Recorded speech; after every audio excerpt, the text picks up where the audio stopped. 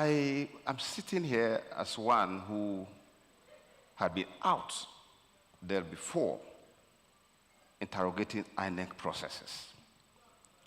Now I am inside, so I will be speaking from a direct experience, the reality of the Nigerian experience on election day. The role of judiciary as well, it's just talked about by the CJ legislature, are well defined in the Constitution. But the challenge that we have faced over the years on matters of election service delivery has to do with the political class who are out to rig elections, to manipulate the process. Election is a period to renew the journey of any society. And 2023 is going to be another opportunity again to renew the journey of a country, the policies, and even people who have presided over the affair of a country for that period. I want to declare here today that the problem is not much about INEC preparations. It's not about whether by virtue of the provision of the new Act 2022, monies should be released 1 year before election. That is not the problem that we have. The problem we have, and we must tell ourselves, inconvenient truths. We have to look at the role of our colleagues, lawyers, and judges. And that is why in one of the interviews I granted, I said, if Nigeria will die, Nigeria will die because of the role of we lawyers. On an account of what I have said, I will tell you this. Our profession is not just a profession to earn a living. It's a very important profession in the life of any society. No question of the rule of law and democracy. Now, as far as we are concerned, the legislature has come out with the 2022 Electoral Act, which is good enough, even though there are few issues that we may point out, but good enough to prepare for 2023.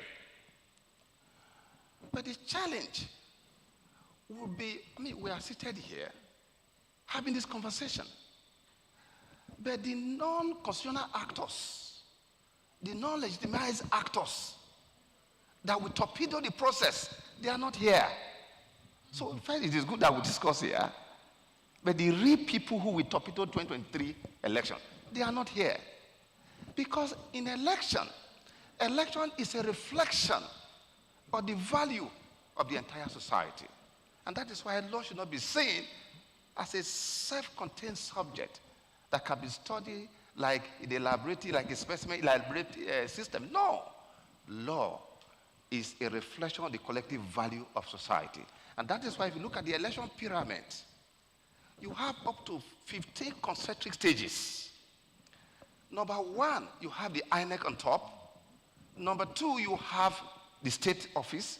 Number three, you have the local government. But from the position of SPOs, supervising presiding officers, who will be in charge of men and ballot paper and result sheets, they are now giving out to Nigerians. From there to presiding officers, the collation officers, at the ward level, at local government level, down to the last point. So if you look at the pyramid, on election day, INEC is just personnel, mere supervisors. So the outcome of all the elections we've had are clear reflection of the total value of the Nigerian people. And that is why you find that people of presumed integrity, a professor of a university, could generate, publish, and announce the return of somebody who didn't win the election. Of course, we have to ensure that the rule of law takes precedent. He's already cooling himself in the prison for 3 years. There's another professor, is also on trial at the moment. So where we are, the problem is not about law. As we speak today, all of us, you must take this very seriously. That this conversation we are having here, please why I commend the Lagos branch to be the first branch in the country for kickstarting the process of 2023. I must say here, I am very worried for 2023. I'm worried because the activities of non-state actors. I'm worried because Levinsky and Zipler, in their recent work, How Democracy Died, they made the point that the moment the political class begin to reject the norms, values on which democracy is practiced, democracy will die. Today, on matters of who should be a candidate in a political party, even the political party don't want their member to participate in that process. So you hear about affirmation, consensus, all kinds of things, a movement away from the process of allowing people to make a choice on election. This is very challenging for us. But as a commission, we are very impressed by the provision of section 47, subsection 1 to 2, that are finally, even though we don't need to go to that extent, but at least have incorporated the innovations in INEC to the extent that the corridor, the beavers, the IRF, have now been recognized in the statutes. Even though section 160, in the fourth alteration, I made it clear, abundantly clear, that INEC, of all the executive bodies established under section 153 of the Constitution, has the power to make rules or otherwise regulate its own procedure without recourse to any authority, including the president. Yet, we have been on a debate for the past how many years, talking about how INEC should know that. And it's largely because of what the courts have done. The interpretation that have been given by the court to deal with legislation that had to deal with mischief, because every provision of the Electoral proposal, they are intended to deal with a previous mischief. But how has these things provision been interpreted in the tribunals? I'll give you an example. Section 285 of the Constitution has made it clear that the level of tribunal, it should be within 180 days. The Court of Appeal, it should be 60 days. And this level of Supreme Court should be 60 days. How do you now explain in 2012, 2011, in the case of Kebbi governorship election and one in Delta, when the Court of Appeal knows very well that it's no longer the final court on governorship election matters. Therefore, it does not have that privilege of giving your decision and saying you will give your reasons later. Because anybody damnified by that outcome, we have to go to Supreme Court. By the time they gave their judgment, they gave their decision, but they gave their reason outside the constitutional provision. Now, the matter went to the Supreme Court. Unfortunately, the same panel sat on the same day, on the same ground, for that of Kebbi and that of Delta, with respect to the fact that it's now a nullity. On the one hand, they allowed one, and the other one was struck out. But the question which you ask, does the Court of Appeal, is it right for the Court of Appeal to do that? You know you are not the final court anymore. It's only a Supreme Court that can even do that, because it's the final court on the subject matter. That was something that was terrible. So people went to court without remedy.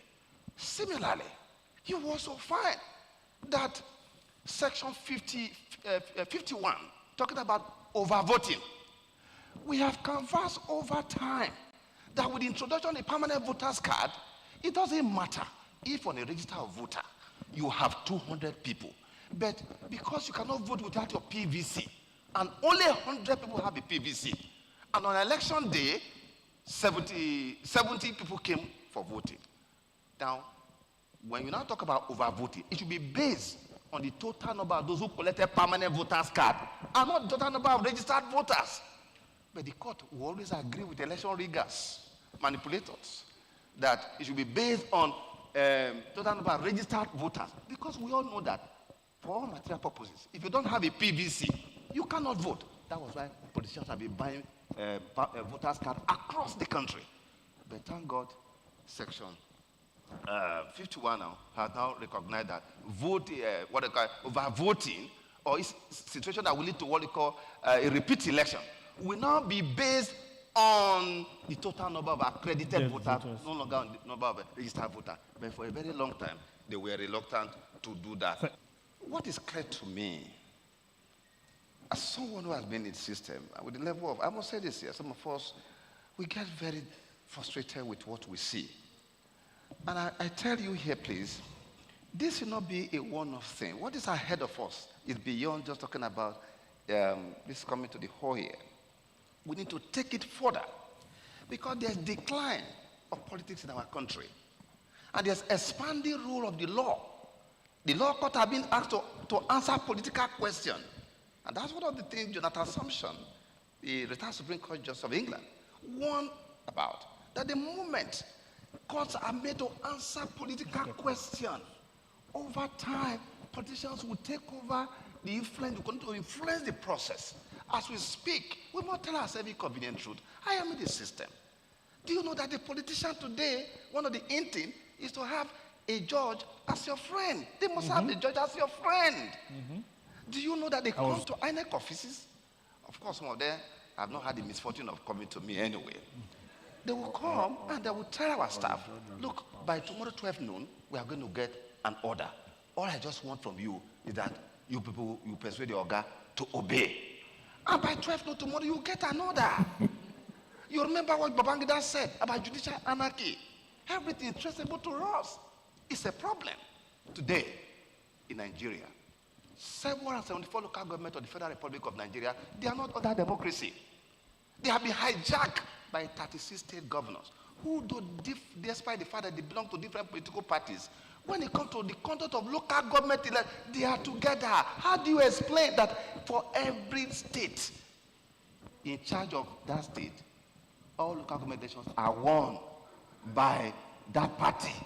Councillor, everything. No democracy at that level at the moment. Despite having somebody like our former retired CJ, who was head of a commission in Lagos here, and several of them, we have some of the brightest, some of the greatest people who have headed the state SIEC. But the problem is lack of independence, operational independence. The final thought I just want to say here, that has to do with the issue of INEC have been working hard to ensure that we give meaning and purpose to the ballot as the best means of expression of the will of the people in a democracy. But what we are seeing is total frustration from the political class. You can see already now the gathering storm. 2023 election is what we call new elite formation election. It's not like second term election where it's okay, let's just allow them to go. 2023 is a new ball game altogether. The Disarray is going to be more complex in the days ahead, as from the 5th of September, when we have issued them a notice for primaries. You are going to see the drama. Most of the people you are seeing together, you will not see them together, within the same party anymore. So, INEC, we have, by the beavers that we have developed, what we have done is to ensure that the idea that at the polling unit, the result that have been announced, when it goes to the Work Collation Center, it's been altered, it's been changed, like what the professor did, We have changed all that because at the moment, at the polling unit where you are, using the IRF, the result review portal, once it is uploaded to the cloud, all right, the Work Collation officer doesn't have anything to do with the presiding officer. He already have access to see it. And that's what we did in Edo State. 2 million viewers across the world. So that you cannot change it. Lawyers nowadays, you don't need to bother yourself. Go to the cloud, the original result sheet, you can get it, they print it, and come to INEC office. So the INEC officer will not be dribbling you when you want to get CTC of document and all that. The final point is the burden of proof. The burden of proof is very important here. You see, we want to give account because election provide both vertical and horizontal accountability. And that is why we came up with innovation. Now, judges, our colleagues in the bar, please, we plead with you that please give effect to some of those provisions that were born out of mischief. For instance, Section 31 of the Evidence Act, it says whoever asserts the existence of fact, not non-existence, that it has the onus to prove it. Go to section 136. Go to section, particularly subsection 2 and section 140, when it says that whoever has special knowledge of any fact should be the one to do so. INEC, the burden of higher election is well conducted. They should be placed on INEC. That is our position.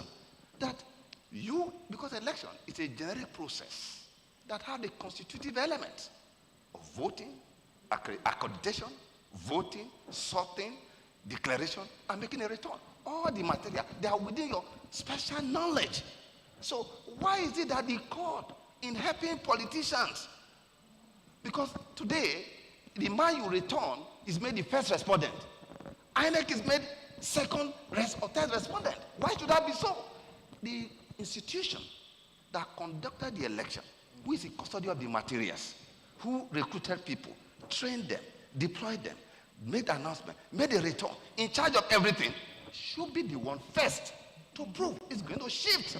That is electoral accountability. But the court, they don't seem to join us in that direction. Look at section 135. In the current acts, they have, in the process, every time we're trying to amend, trying to get a new law, they remove the old ones that are good out of it.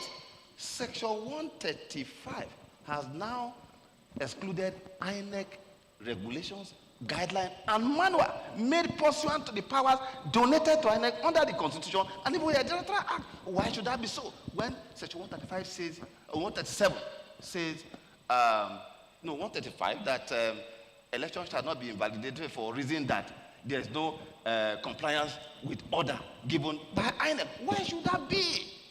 Why should that be?